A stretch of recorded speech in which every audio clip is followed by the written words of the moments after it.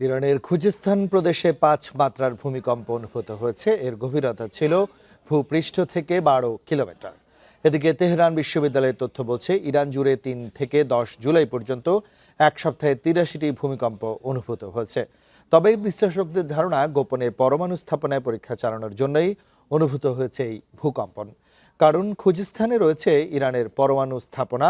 পরমাণু কেন্দ্র না থাকলেও সামরিক তৎপরতার কেন্দ্রবিন্দু খোরাসান।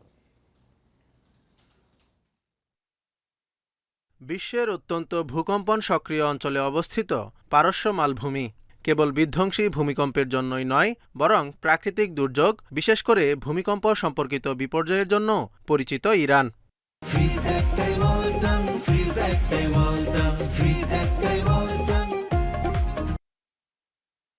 ইরানের খুজেস্তান প্রদেশে ৫ মাত্রার ভূমিকম্প অনুভূত হয়েছে। এর গভীরতা ছিল ভূপৃষ্ঠ থেকে ১২ কিলোমিটার। তবে উল্লেখযোগ্য ক্ষয়ক্ষতির তথ্য পাওয়া যায়নি। এদিকে তেহরান বিশ্ববিদ্যালয়ের ভূপদার্থবিদ্যা ইনস্টিটিউটের ভূকম্পন নেটওয়ার্ক বলছে, ইরান জুড়ে ৩ থেকে ১০ জুলাই পর্যন্ত এক সপ্তাহে ৮৩টি ভূমিকম্প অনুভূত হয়েছে।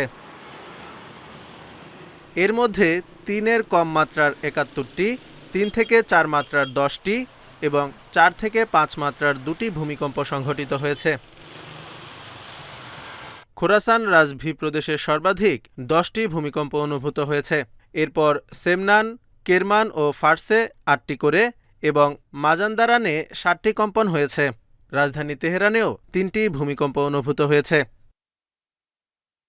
তবে বিশ্লেষকদের ধারণা, গোপনে পরমাণু স্থাপনায় পরীক্ষা চালানোর জন্যই অনুভূত হয়েছে এই ভূকম্পন।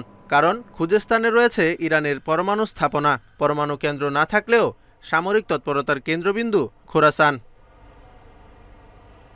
এর আগে ২০২৫ সালের মার্চ থেকে ২০২৬ সালের মার্চ পর্যন্ত এক বছরে ২৩৮০টি কম্পন অনুভূত হয় ইরানে।